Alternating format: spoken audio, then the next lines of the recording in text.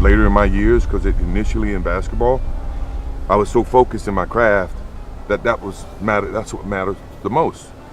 But to win, you have to give parts of yourself. Michael Jordan just called out Team USA after their shocking Ryder Cup loss, and the entire sports world can't stop talking. But there's more to this story than one viral moment. Today, I'll reveal what really happened behind the cameras, why the GOAT was furious, and how his words could change American golf forever. Iconic arrival. Pretty much everything that came his way. This will be the way. That's the point, Dan. You know, when Michael Jordan played in Madison Square Garden, do you think he didn't get stick? The crisp autumn air at Bethpage Black carried more than the scent of freshly cut fairways. It carried expectation, tension, and the faint smell of impending American heartbreak. Michael Jordan, the man who never met a competitive arena he couldn't dominate, arrived at the 2025 Ryder Cup like a monarch inspecting his army before battle. Cameras caught him in his element, cigar in hand, Grubel Force glinting under the New York sun, and a knowing smirk that said, "This is going to be a show." But what Jordan didn't know was that this particular show was more tragedy than triumph. Fans roared at his appearance, because when Jordan shows up, it means something big is about to happen. Dressed sharp but relaxed, he moved through the crowd like a legend among mortals, chatting with Carmelo Anthony, nodding to Vince Carter, shaking hands with fans who'd waited hours for a glimpse. Yet beneath the casual cool, there was a fire, because Jordan doesn't attend sports events to watch. He attends to measure greatness, and by the end of the weekend, Team USA would fail every test he could throw at them. Jordan's history with golf runs deep. From building his private course, the Grove 43 in Florida, to schooling pros in high-stakes matches, he's long blended his competitive instincts with his obsession for the game. And the Ryder Cup, with its nationalism, its noise, and its beautiful chaos, has always been his arena of choice. He was there for the miracle at Medina. He was there for Paris. And now, in New York, home turf, he was back, expecting nothing short of domination. But the atmosphere felt off. Maybe it was the nervous energy from the US team. Maybe it was the whispers about Keegan Bradley's questionable pairings. Or maybe Jordan just sensed it. The lack of killer instinct, the missing edge he once made a dynasty out of. When the first putt lipped out and Europe took an early lead, a camera caught his face. The smirk was gone. The GOAT had seen enough to know. This wasn't their day. As the morning unfolded, fans noticed Jordan pacing, gesturing, talking under his breath. He wasn't there to schmooze anymore. He was locked in. And when he muttered his soon-to-be viral line, "We got problems," the world listened. It wasn't just a reaction. It was a diagnosis. What happens when the greatest winner in sports watches a team forget how to win? Stay tuned. Like and subscribe, because this meltdown is just getting started. Opening disaster. The first day of the Ryder Cup was supposed to be a statement. Instead, it was a slow-motion implosion broadcast in 4K, with Michael Jordan front row for the carnage. The foursomes kicked off under blue skies, but by the end of the morning session, storm clouds, metaphorical and emotional, had settled over Bethpage. Rory McIlroy was on fire. Jon Rahm was unstoppable. And Team USA? Lost, dazed, searching for chemistry that simply wasn't there. Jordan stood near the 13th green, watching Europe sink yet another crucial putt. His expression said it all: disbelief, irritation, and that old familiar spark of competitive disgust. He'd seen teammates choke before, but never like this. In a brief exchange caught by microphones, he delivered the line that would define the weekend. "We got problems." Simple, brutal, honest. The internet exploded. Within hours, the phrase was trending. Memes, reaction videos, fans quoting him like gospel. Because when Michael Jordan says you have problems, it's not critique, it's prophecy. As the US floundered, the tension rippled through the gallery. The crowd, primed for a red, white, and blue blitz, instead witnessed missed fairways, 3 putts, and a complete absence of fire. Jordan chatted with Carmelo Anthony between holes, both men wearing the same grimace reserved for blown Game 7s. Melo later spilled the tea on a podcast. Jordan was talking his usual saw it, calling out the lack of fight, saying the team looked like they'd rather be on vacation. Keegan Bradley's strategy was already under fire. His decision to bench hot players and rely on inconsistent pairings left analysts baffled. Meanwhile, Europe's cohesion, smooth, surgical, terrifying, was the mirror opposite. Every swing seemed to deepen the American crisis. As the sun dipped, the scoreboard read 6.5 to 1.5. It was the kind of deficit even the most delusional optimist couldn't spin. Jordan's face, splashed across every sports outlet, became the symbol of U.S. disappointment. The man who defined mental toughness now looked defeated by association. He knew exactly what was wrong. No urgency, no chemistry, no edge. The same flaws that separate champions from contenders. And as he left the green that evening, cigar in hand, his silence said it louder than words. Team USA didn't just lose a session, they lost their soul. Just how bad was the morning session on Friday at the Ryder Cup for the US team? Let's just ask Michael Jordan. On Friday morning at the Ryder Cup, I was standing next to the 13th green as Tyrrell Hatton and Jon Rahm were staring down a birdie putt to take a lead over Bryson DeChambeau and Justin Thomas when I noticed Michael Jordan was standing right next to me. As Hatton's putt poured into the bottom of the hole, giving the Euros a 3-up lead in that match and a lead in 3 of the 4 matches from the morning session, Jordan turned in my direction and said the words that properly summarized the morning. Spiraling collapse. Saturday at Bethpage was supposed to be redemption day. Instead, it became an autopsy. Team USA's faint pulse faded early as Europe stormed to a commanding 10.5-5.5 lead.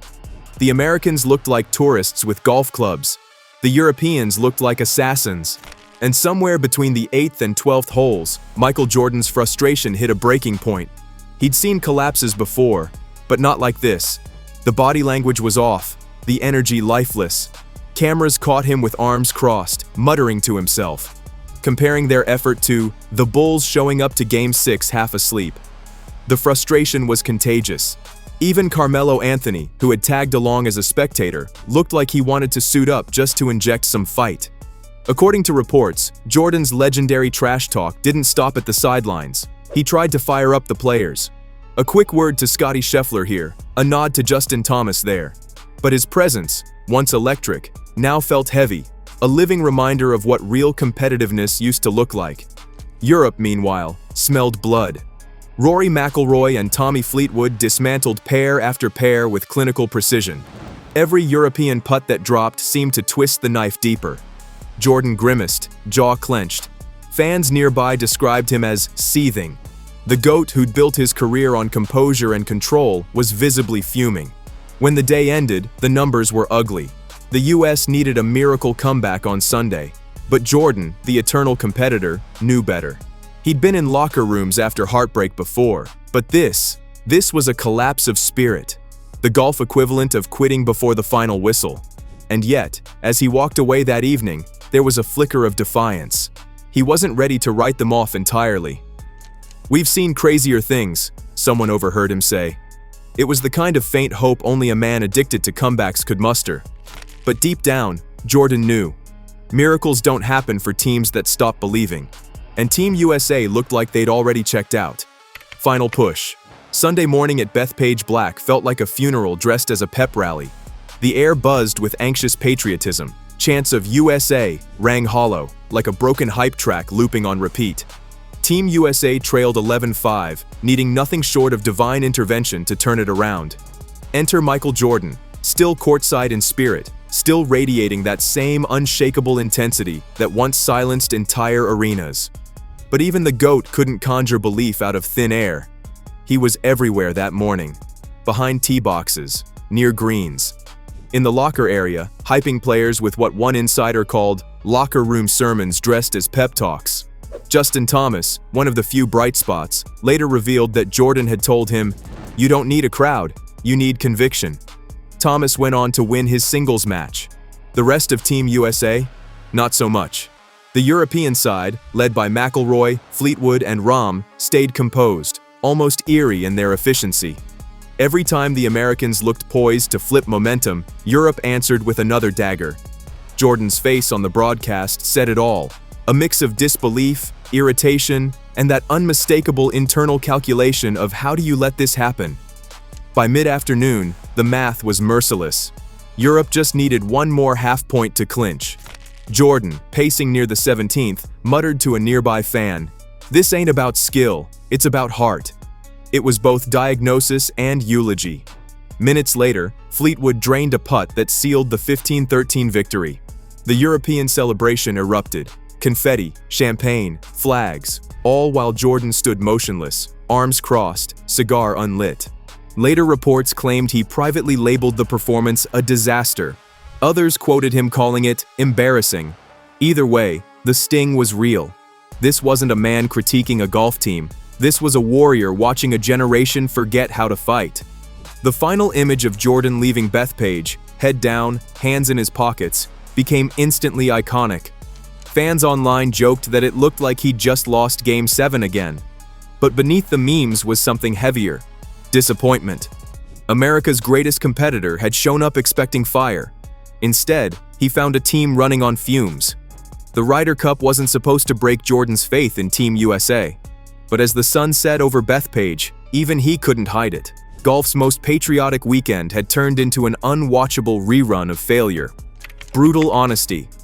We got problems. The Euros are up 3-1 after the morning session at the Ryder Cup, heading into the afternoon four-ball with a massive slate of momentum. And if Jordan's words are any indication, the Americans have some work to do in the afternoon. Let's keep the crowd in this thing at Bethpage. When the confetti settled and the hangovers began, the real show started. Michael Jordan's post-Ryder Cup commentary. His three-word soundbite from day one, "We got problems," had already gone viral, but now he doubled down. In interviews and locker room whispers, Jordan reportedly called the team unprepared, uninspired, and un-American in spirit. Ouch. Social media detonated. Hashtags like and trended overnight. Golf Digest ran a headline that read, "Michael Jordan said what every US fan was thinking." For once, the man wasn't just the GOAT of basketball, he was the mouthpiece of national sporting frustration. Sources close to Jordan described him as visibly pissed. Not just about the loss, but about the culture surrounding American golf. "They're too friendly," he allegedly told a reporter. "Too corporate. Nobody wants to bleed for the cup anymore." It was vintage Jordan, the kind of cutting critique that sounds harsh until you realize he's always right. Even Carmelo Anthony joined the chorus, telling listeners on his podcast that Jordan had been talking soud all weekend, but that his frustration came from love of the game. Melo recalled Jordan watching a botched putt, turning away and muttering, "Man, if I played like that, Phil Jackson would have benched me forever." The quote blew up instantly. Meanwhile, the golf world split in two. Some applauded Jordan for his blunt honesty, arguing that US golf needed a reality check. Others called him a backseat captain, meddling in a sport he didn't play professionally. But one thing was undeniable: Jordan had hijacked the Ryder Cup narrative. The loss wasn't just about Team USA anymore. It was about the GOAT calling out mediocrity in real time. By Monday morning, Jordan's comments had made international headlines. ESPN debated whether his critique could spark a Jordan effect in golf. The same obsession with accountability that transformed basketball culture in the 90s. It was more than a soundbite now. It was a warning. Michael Jordan had declared war on complacency, and the golf world was his new battlefield. Cultural critique. It's easy to forget, but Michael Jordan isn't just a basketball icon. He's a competitive archetype, the embodiment of never settling. So when he speaks on losing, even in another sport, people listen like disciples hearing gospel. And at the 2025 Ryder Cup, golf got a sermon it didn't want but desperately needed. Jordan's connection to golf isn't casual. He owns the Grove 43, plays almost daily, and counts half the PGA Tour as his friends. But beneath the smooth swing and multi-million-dollar watch collection lies the same ruthless competitor who once humiliated teammates in practice for slacking. So when Team USA looked lost at Bethpage, Jordan saw not just bad golf, he saw a cultural failure. "He's always talking about the edge," one insider said. That look in someone's eye before a win or a fight. He didn't see it in the US team, and it made him crazy. After the loss, Jordan's commentary expanded into a philosophy. He told one outlet that America's athletes had forgotten what pressure feels like, that everyone wants to be liked, not feared. Those words hit harder than any post-match stat sheet. Within days, memes gave way to think pieces. Sports Illustrated ran a headline, "Michael Jordan just exposed the real problem with American golf." Twitter, or X, exploded with debate. Should Jordan have a formal advisory role in future Ryder Cups? Could his mindset fix a system that's too soft for modern competition? Golf purists scoffed. Fans, however, couldn't get enough. Clips of Jordan's disgusted reactions racked up millions of views, often captioned, "When you realize Europe practices teamwork." Even European players admitted his presence added pressure. Rory McIlroy reportedly joked, "When Michael's watching, you don't want to miss a putt." In an age where golf fights for attention among louder sports, Jordan had single-handedly reignited the drama. His fury became fuel, his disappointment a headline, his silence more powerful than a captain's speech. It was clear, Jordan's relationship with golf had transcended fandom. He wasn't just a spectator anymore, he was a mirror.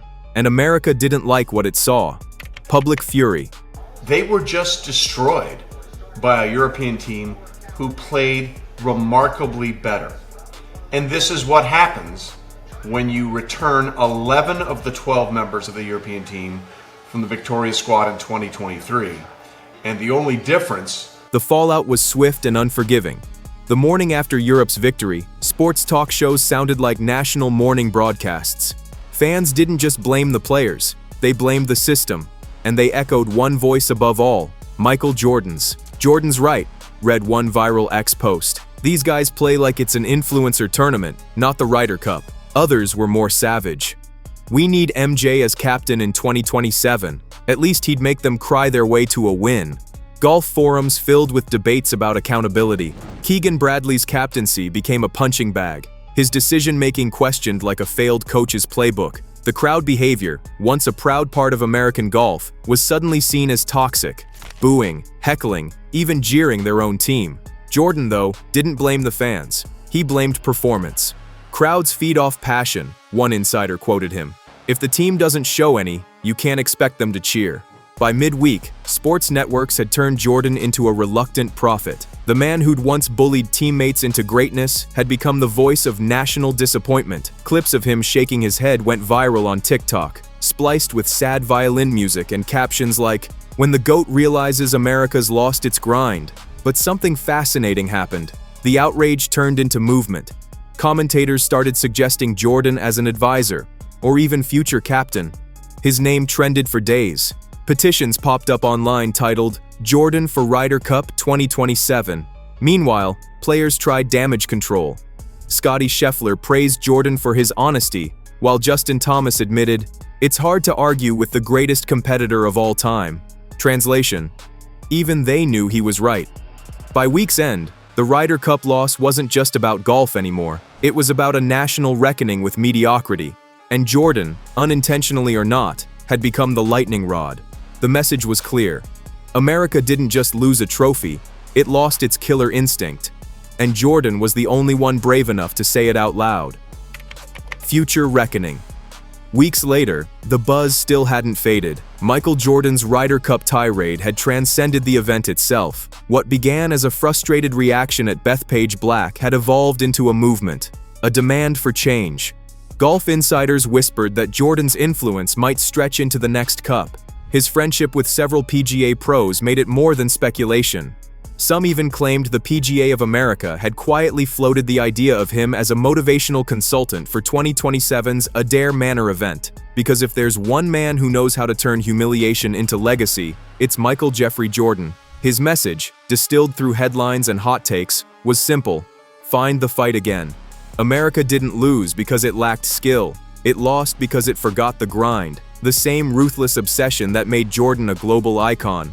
Sports talk hosts dubbed it the Jordan Standard, a phrase meant to shame complacency and inspire a generation. Young golfers began referencing him in interviews.